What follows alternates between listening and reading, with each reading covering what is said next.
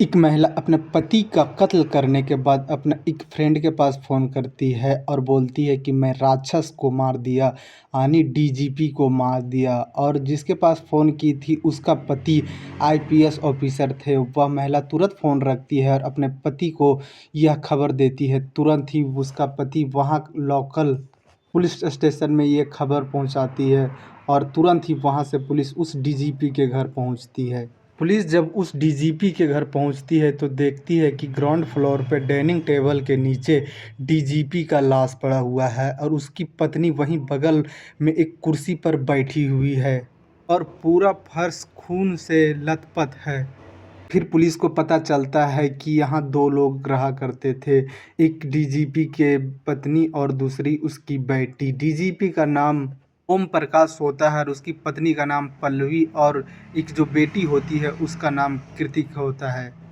उस महिला से उसकी बेटी के बारे में पूछती है तो उसकी माँ बोलती है कि ऊपर के कमरे में है। बस पुलिस वहाँ जाती है तो देखती है अंदर से दरवाज़ा लॉक है। कई बार आवाज़ देने के बाद जब दरवाज़ा अंदर से नहीं खुलता तो मजबूरन पुलिस दरवाज़ा को तोड़कर अंदर जाती है और कृति को उठाकर नीचे लाती है। उसके बाद माँ बेटी को एक साथ बैठाकर पूछती है तो माँ वहाँ बोलती है कि ये कत्ल मैं किया हूँ, मेरी बेटी का इसमें कोई हाथ नहीं है। उसके बाद पुलिस इन दोनों को उठाकर पुलिस स्टेशन लेकर आती है और ओम प्रकाश के बॉडी को पोस्टमार्टम के लिए भेज देती है। पोस्टमार्टम रिपोर्ट में आता है कि कई बार चाकू से वार करने के बाद डीजीपी ओम प्रकाश का मौत हुआ है तड़प तड़प कर।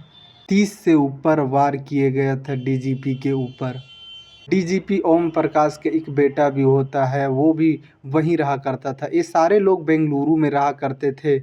डीजीपी का बेटा को खबर किया जाता है, उसका बेटा तुरंत ही पुलिस स्टेशन पहुंचता है और उसका बेटा वहां पुलिस स्टेशन में एक रिपोर्ट लिखाता है। बोलता है कि मेरी माँ सप्ताह दिन पहले से मेरे पापा को धमकी दे रहे थे कि मैं तुम्हें जान से मार दूंगा और मेरे पापा को मारने में मेरी माँ और मेरी बहन का हाथ है। पुलिस रिपोर्ट लिख लेती है। उसके बाद फिर से पल्लवी और कार्तिक के पास पूछताछ करने के लिए जाती है। जब पल्लवी से पुलिस पूछताछ करती है तो पल्लवी बताती है कि जब भी हम लोग साथ में बैठकर खाना खाते या गप्पा मारते उस वक्त लड़ाई झगड़ा में जो डीजीपी ओम प्रकाश थे वह तुरंत ही अपना पैकेट से गन निकालते और हमारे ऊपर तान देते, बोलते कि मैं तुम्हें मार दूंगा। और उस दिन भी, यह 20 अप्रैल इतवार का बात है, इतवार को जब सब साथ में खाने बैठे थे तो डीजीपी कोई बात पे अपना गन निकाल के और अपने पत्नी के ऊपर तान दिए। उसी वक्त अपना बचाव में पल्लवी वहीं रखी चाकू उठाती है और डीजीपी पे ताबड़तोड़ वार कर देती है, जिस पे कई जगह वार करती है। पहले पेट पे, उसके बाद छाती पे, उसके बाद गले पे और काफ़ी ज़्यादा ब्लड बहने से डीजीपी का वही मौत हो जाता है। इस उस महिला के ऊपर चार्जशीट तैयार करती है और इस मामले को कोर्ट भेज देती है। जो डीजीपी ओम प्रकाश थे वह बिहार के चौपारण के रहने वाले थे। जब यह पढ़ाई के दौरान अपने आईपीएस के पढ़ाई तैयारी करने के लिए दिल्ली चले गए और वहाँ एपीएस क्लियर करने के बाद इनका जॉब लग जाता है डीजीपी में। तो ये कर्नाटका में काफ़ी दिन काम करते हैं। उसके बाद फिर इसका ट्रांसफ़र बेंगलुरु हो जाता है और बेंगलुरु में इनको रिटायरमेंट मिलता है। रिटायरमेंट के बाद वहीं बेंगलुरु में एक 3 मंजिला मकान लेते हैं 2017 में और वहीं पर अपने फैमिली के साथ रहने लगते हैं। डीजीपी का एक बेटा और एक बेटी होती है। बेटा वहीं अपने पत्नी के साथ बेंगलुरु में एक गेम का प्लेयर था, वहीं खेला करता था और अपने पत्नी के साथ रहा करता था। बाकी 3 लोग डीजीपी, उनके पत्नी पल्लवी और कृतिके एक जगह रहा करते थे। लेकिन कहीं न कहीं डीजीपी और उसके पत्नी में हर रोज़ लड़ाई हुआ करता था। तो डीजीपी एक दिन अपना घर छोड़कर अपना बहन के घर चले गए थे।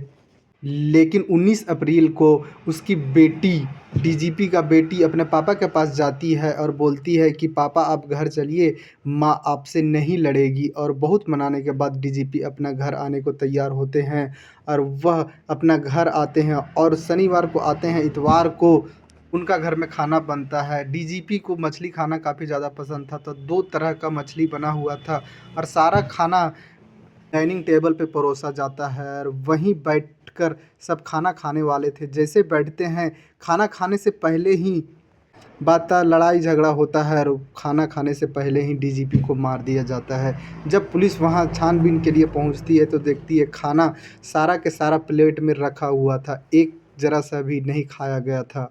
अब पुलिस को शक है कि उसकी पत्नी जानबूझकर मारी है, लेकिन यहाँ ये भी बताया जा रहा है कि उसकी पत्नी और बेटी डिप्रेशन का शिकार थी। उन लोग को मानसिकता खराब रहता था और एक माइग्रेन का भी समस्या था, जिस वजह से वो लोग अपने आप पर काबू नहीं कर पाते हैं और इस लड़ाई में डीजीपी को जान से मार देते हैं। अब कोर्ट में यह फैसला सुनाया जाएगा कि कौन कातिल है और क्या मानसिकता खराब होने की वजह से यह कत्ल हुआ है या जानबूझकर उसकी पत्नी इसको मारी है। इसलिए कि डीजीपी थे, वह अपना बहन के लिए एक प्रॉपर्टी खरीदे थे और उसका पत्नी का इसमें काफ़ी ज़्यादा विरोध था। इस कहानी में इतना ही। जय हिंद, जय भारत।